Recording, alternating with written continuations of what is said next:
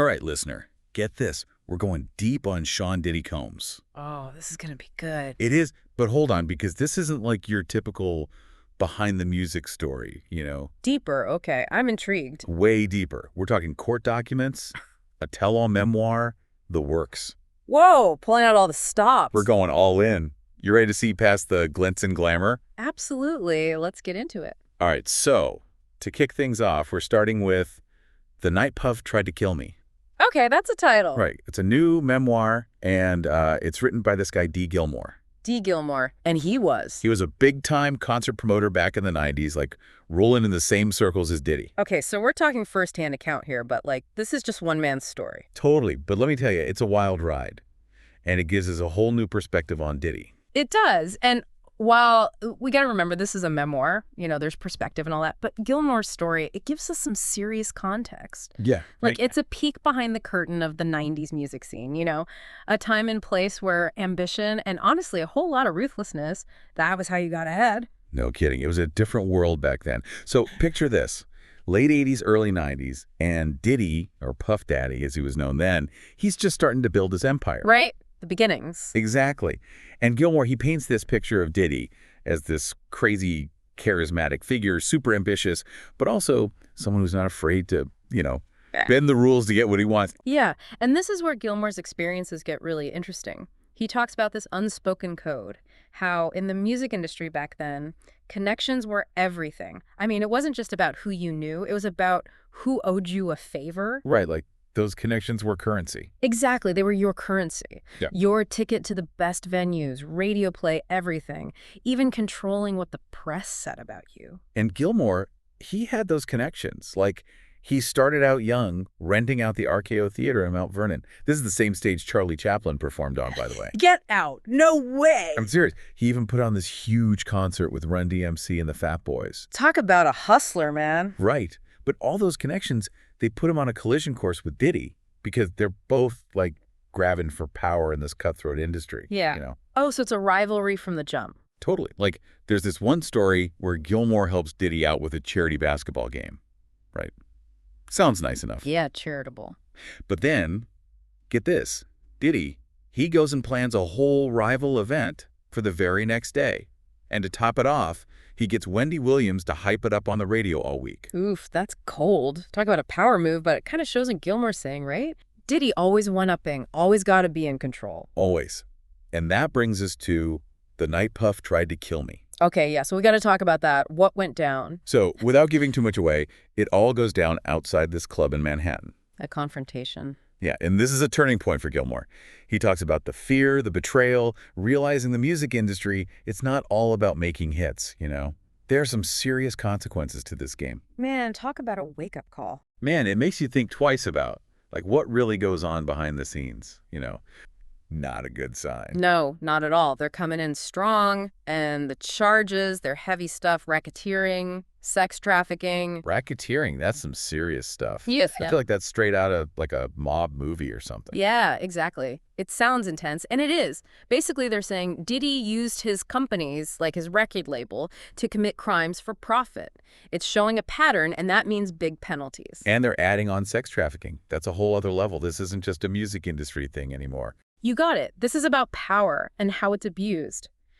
These documents, they paint a picture of a system of abuse, like Diddy using his money, his influence, to force women into sexual acts.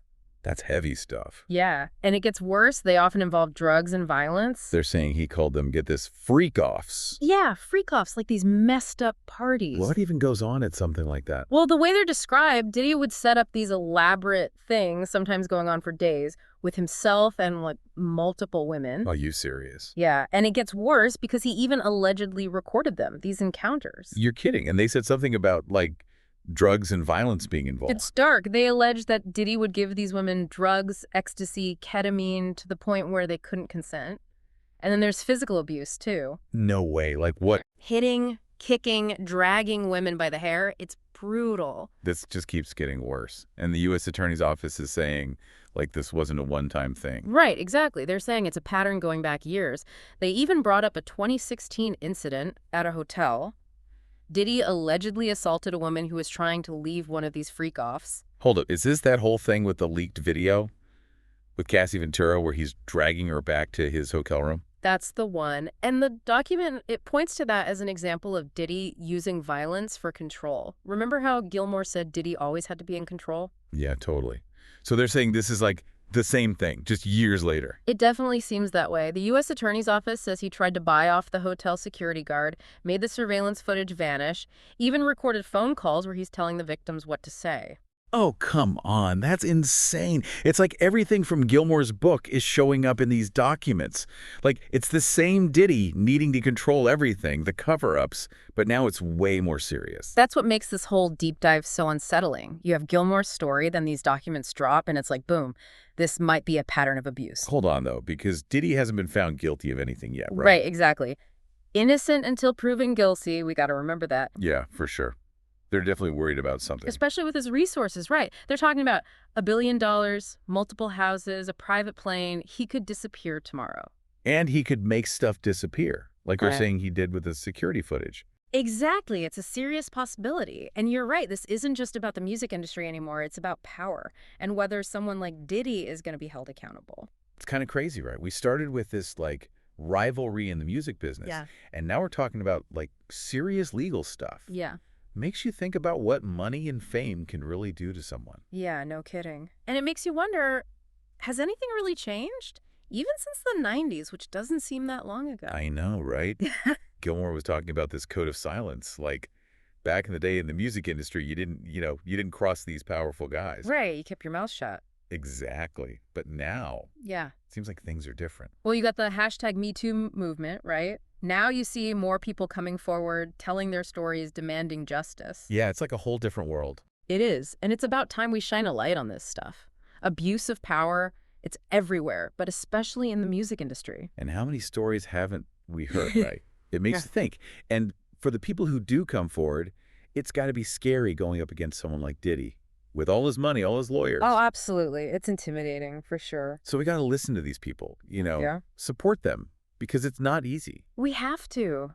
Believe them and make sure their voices are heard, especially when they're up against someone so powerful. And we got to remember, like, how things worked back then. Gilmore talked about it, those power dynamics in the music industry, the silence. It allowed this behavior to go on for so long. Exactly. It's not just about individual cases, right? We got to look at the whole system. How did they ignore this? Who else was involved in covering it up? It's a lot to think about. But this deep dive, if it's taught us anything, it's that we got to look beyond the surface. Right. Beyond the glitz and glamour. We can't just accept the story we're given. We got to question things. Couldn't agree more. It's so easy to get caught up in the fame, the parties, the music. Totally. But this deep dive, it reminds us there's always more to the story. Darker truths. We got to stay informed, think for ourselves, and demand better no matter who it is, no matter how famous they are. This deep dive, man, what a ride. We went from concert stages to courtrooms, and we saw a side of Diddy that most people, they don't even know about. It's a story about ambition, power, and staying silent. And it makes you wonder, what other stories are out there, hidden in the shadows, waiting for someone to finally tell them?